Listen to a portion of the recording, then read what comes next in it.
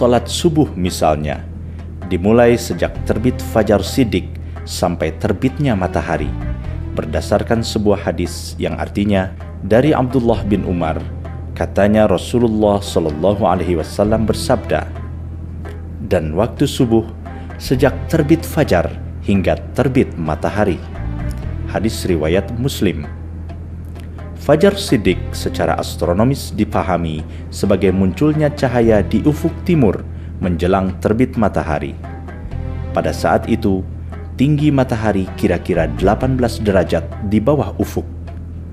Namun untuk wilayah Indonesia, Badan Hisab dan Ru'yat Departemen Agama Republik Indonesia menetapkan bahwa fajar siddiq terjadi pada saat tinggi matahari 20 derajat di bawah ufuk.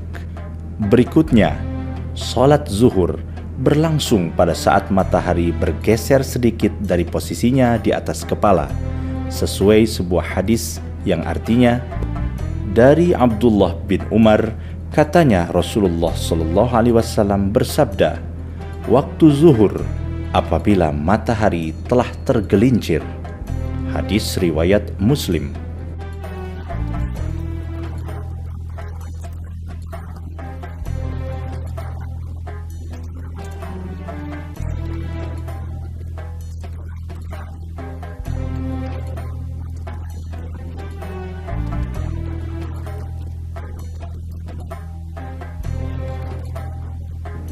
Waktu sholat asar sedikit berbeda. Tidak ada dalil yang tegas mengenai waktu pelaksanaan sholat ini. Nabi Shallallahu Alaihi Wasallam pernah diajak sholat asar oleh malaikat Jibril ketika panjang bayangan benda sama dengan tinggi bendanya.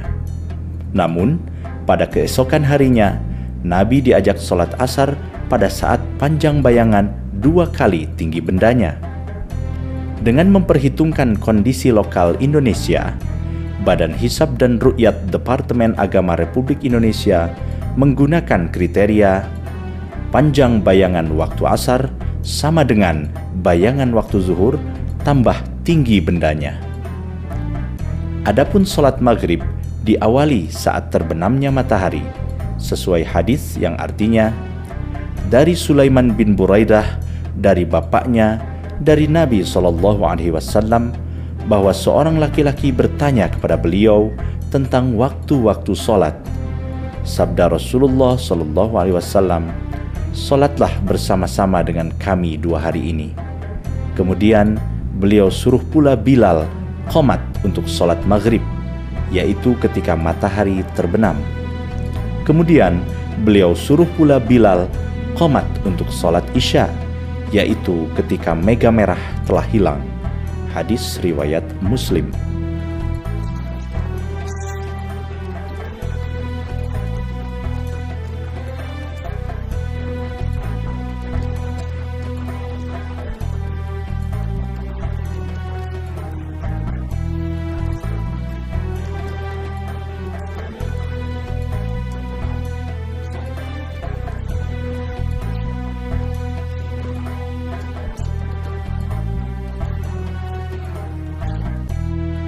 Berdasarkan kriteria-kriteria waktu sholat tersebut, Badan Hisab Ru'yat Departemen Agama Republik Indonesia maupun daerah kemudian menyusun jadwal sholat untuk berbagai wilayah di Indonesia.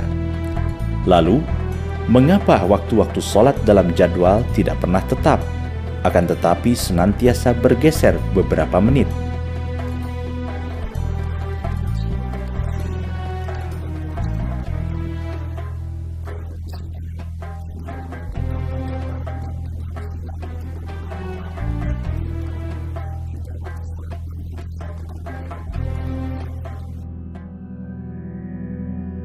Secara umum, hampir tidak ada perbedaan antara jadwal-jadwal sholat yang beredar di Indonesia. Hal ini karena semua ormas Islam menggunakan kriteria waktu sholat yang sama dengan Badan Hisab Ru'yat Departemen Agama.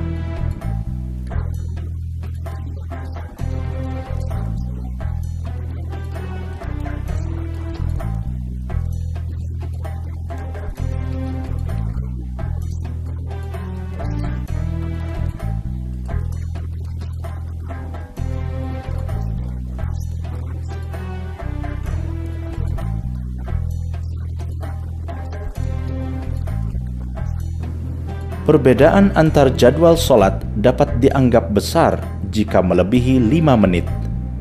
Hal ini dapat terjadi jika masyarakat menggunakan software jadwal sholat yang banyak beredar di internet. Sebab, sebagian software ini menggunakan kriteria yang berbeda dengan Departemen Agama Republik Indonesia. Perbedaan yang signifikan juga dapat muncul di sebagian masjid yang mengandalkan kebiasaan dalam menentukan waktu sholat. Misalnya, waktu Isya selalu dianggap masuk pada pukul 19 waktu Indonesia Barat. Seringkali, perbedaan juga terjadi karena sebuah masjid menggunakan alat penunjuk waktu yang keliru.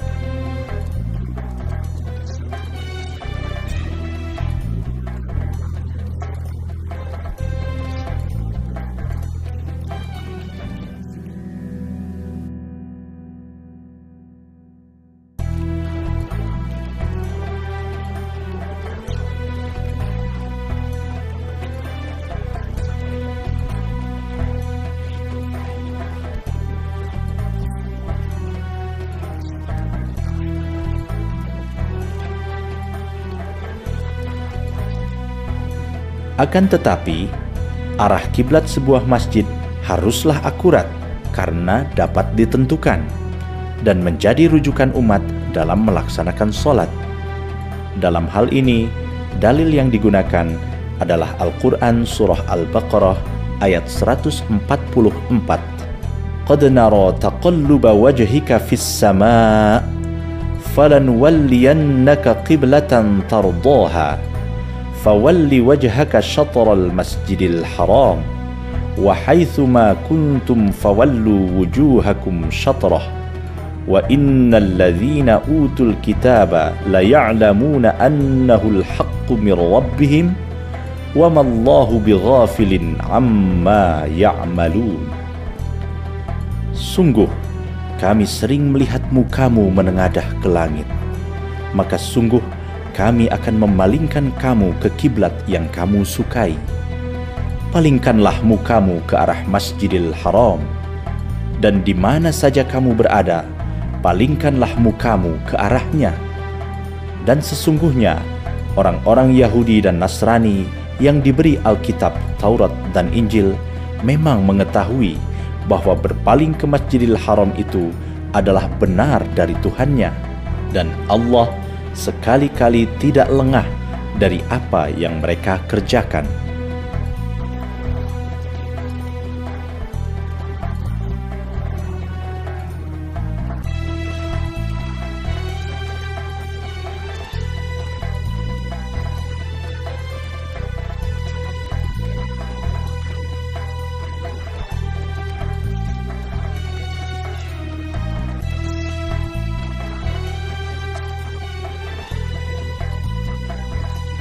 Dengan menghitung sudut pada globe, diperoleh hasil bahwa posisi kota Makkah terhadap Jawa Barat adalah kurang lebih 65 derajat dari utara ke barat atau 25 derajat dari barat ke utara. Posisi sebuah masjid terhadap arah tersebut kemudian dapat ditentukan dengan kompas ataupun teodolit. Langkah-langkah dalam menentukan arah kiblat dengan kompas adalah sebagai berikut. Pertama, letakkan 2 buah kompas di atas piringan datar yang telah diberi tanda arah mata angin dan ukuran sudut pada pinggirannya. Kedua, geser piringan sehingga arah utara selatannya berimpit dengan arah utara selatan masing-masing kompas. Ketiga, tandai posisi 25 derajat dari arah barat ke utara atau 65 derajat dari utara ke barat pada piringan. Keempat, tarik garis lurus dari posisi tersebut ke pusat piringan. Garis ini menunjukkan arah kiblat. Kelima, rentangkan tali dari pusat piringan berimpit garis arah kiblat untuk menandai arah kiblat. Keenam, tarik garis tegak lurus 90 derajat dari garis arah kiblat searah ataupun berlawanan arah jarum jam. Ketujuh, rentangkan tali dari pusat piringan berimpit garis yang tegak lurus dengan arah kiblat untuk membuat garis soft. Metode termudah untuk mencari arah kiblat adalah dengan memanfaatkan bayangan matahari pada waktu-waktu istimewa. Waktu-waktu istimewa adalah saat-saat matahari tepat berada di atas atau di bawah kota Makkah.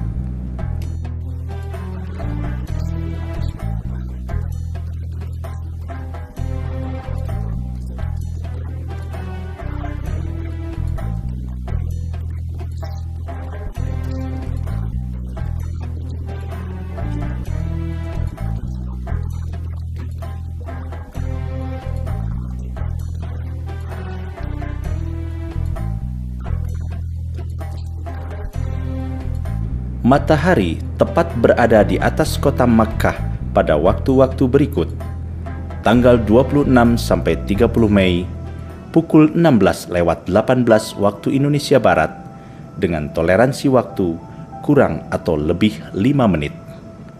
Tanggal 14 sampai 18 Juli, pukul 16:27 waktu Indonesia Barat, dengan toleransi waktu kurang atau lebih 5 menit. Sementara, waktu-waktu pada saat matahari tepat berada di bawah kota Mekah adalah tanggal 12 sampai 16 Januari, pukul 4:30 waktu Indonesia Barat, dengan toleransi waktu kurang atau lebih 5 menit. Tanggal 27 November sampai 1 Desember, pukul 4:09 waktu Indonesia Barat, dengan toleransi waktu kurang lebih 5 menit.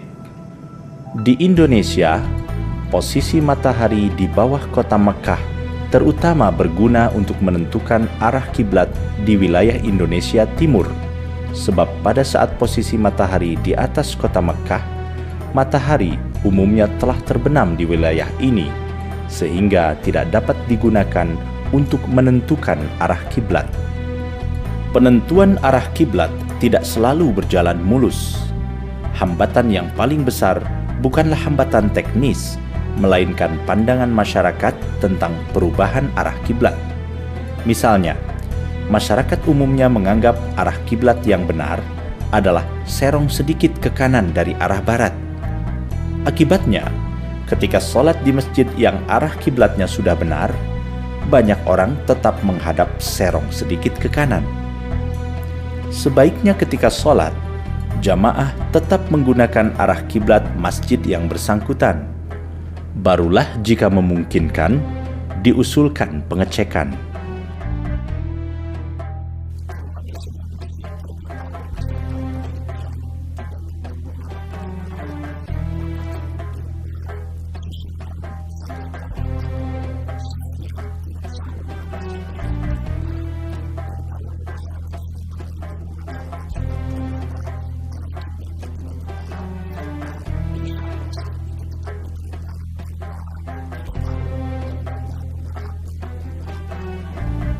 Dengan memahami dan mengikuti aturan penentuan jadwal sholat dan arah kiblat, insya Allah sholat yang kita lakukan akan lebih sesuai dengan tuntunan Rasulullah SAW. Dengan demikian, kita berharap ibadah kita benar-benar memperoleh nilai pahala di sisinya. Amin.